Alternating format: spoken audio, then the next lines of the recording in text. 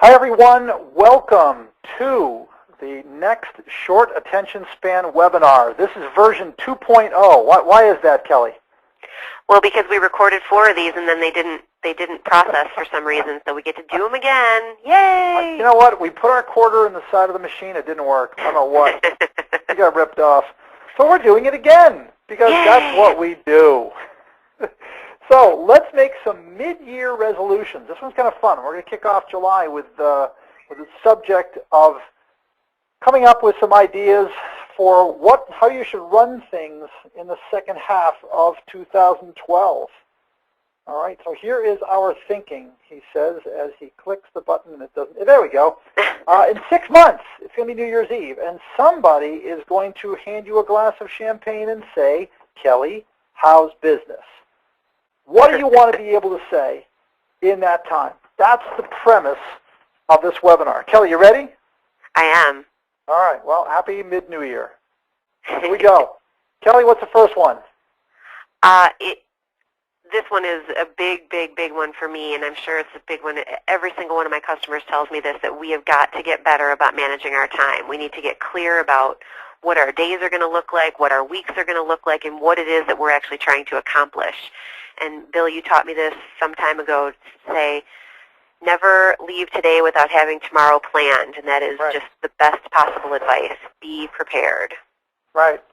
And this is something I think we have to kind of get back to. You know, this isn't new information. No one's going to see this on the webinar and going to slap their forehead and say, wow, what a concept. You have to get back to this, okay? Second one is I'm going to stay ahead of my current accounts. This one's fascinating, and it gets to that assumption thing. You know, I really want to have, my own mantra is to retain as many customers as possible. I don't want to lose any client because they think I've fallen asleep at the wheel.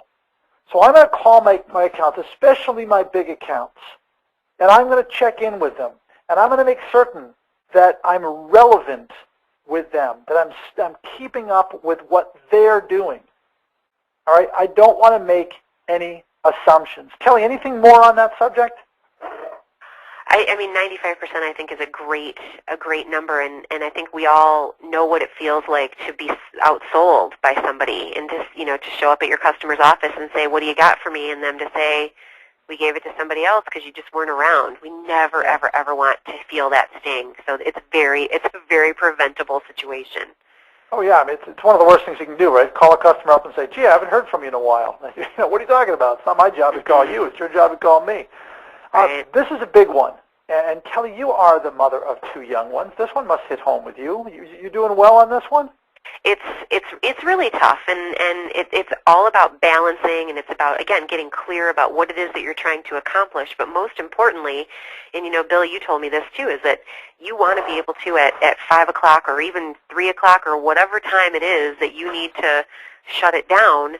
You want to be able to say, okay, now I am, you know, Kelly mother, not Kelly sales rep or Kelly coach or Kelly mentor, because I don't know if you've noticed this lately, Bill, but when I go drive by the park and I see a game going on, I see all these people with their heads buried in their smartphones, and I think, you think you're being a good parent, but you're not even you're not watching. Like, what have we done to ourselves? We've made ourselves slaves to technology and slaves to information, and it's no way to live.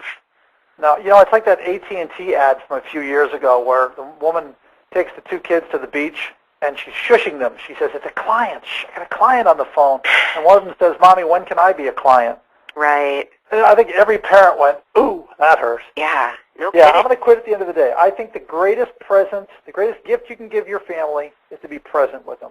Now, this is a big one. I'm looking at my desk here, Kelly. I was at Target recently, and I bought this big package of notes, you know, just note cards that go in envelopes. And I've committed myself to writing, each week, to writing as many thank you notes or encouragement notes or condolences or something.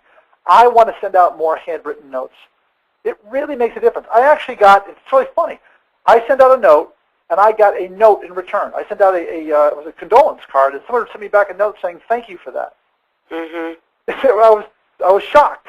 You know, a thank you for a note that I wrote.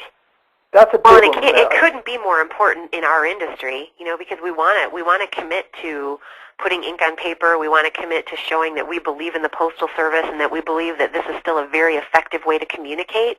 All that is being said when you take the time to do this. And Yes. I think one of the most important things about it is that other people aren't doing it. So it's a great differentiator. Yes. Now, let's get back to sales, Kelly. Set a daily sales goal. That's just a number, correct?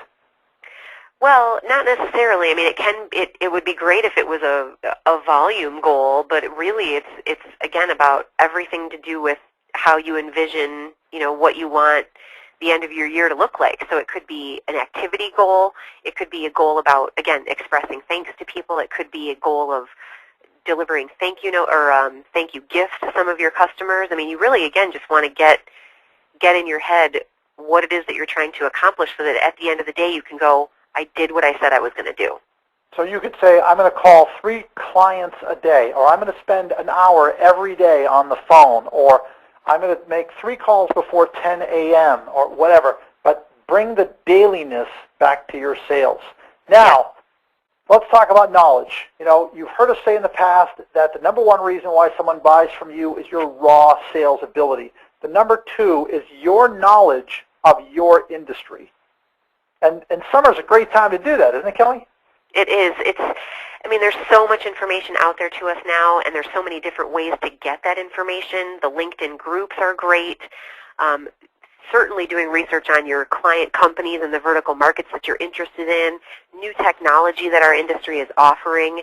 If you say to yourself, gee, these QR codes scare me, it's a great opportunity to get online or, find out from somebody what it is that you need to know. And so there are so many ways to learn something new, and then you can share that information. There's a lot of benefits to it, so we should always be trying to learn something new. Absolutely, absolutely. And then there's profit silos. Now, this is an interesting concept, and this is one that my marketing director threw at me years ago. And she said, Bill, you've got 4 or 5 profit silos. These are areas of your business where you make money. And in my case, it was public speaking, and then from being a columnist, the Sales Challenge program, what was the Get Sales Now program, which is now the Mobile Sales Club. And she said, you tend to keep adding on and adding on and adding on. And she said, you have to limit those profit silos. So I'm going to look back at that. It's one of the things I'm going to do, to look at where I am making my money. I'm going to look at my best bang for the buck, and I'm going to refocus on those. And I might either put the other stuff aside, or I might cut it out entirely and say, you know what, might be a good opportunity. I do not have time to invest in that. So looking back on this list, Kelly, there's a lot of refocusing. There's not really anything new, is there? No, not really. But I think you just said the most important word that all of us need to give ourselves the gift of, and that is focus. People just get so scattered, and they feel like they're being so responsive and reactive that it's a great excuse that they're distracted and that they don't have the time, and that what we really do need to focus on is, if it's new business you need, you better focus on that new business. We really do need discipline and focus, and I'm kind of saying, that's my, you were mentioning mantras earlier, that's kind of one of my mantras right now is discipline and focus, discipline and focus. Excellent. Excellent. Well, there you go. Now, 6 months from now, when somebody hands you a glass of champagne and says, how was your year? Now you have a better answer. Get yourself refocused, put that centerboard back down, tie it down, and let the sailboat sail in the direction that you want it to go. So thanks very much, everybody. Kelly, thank you. Thanks, Bill.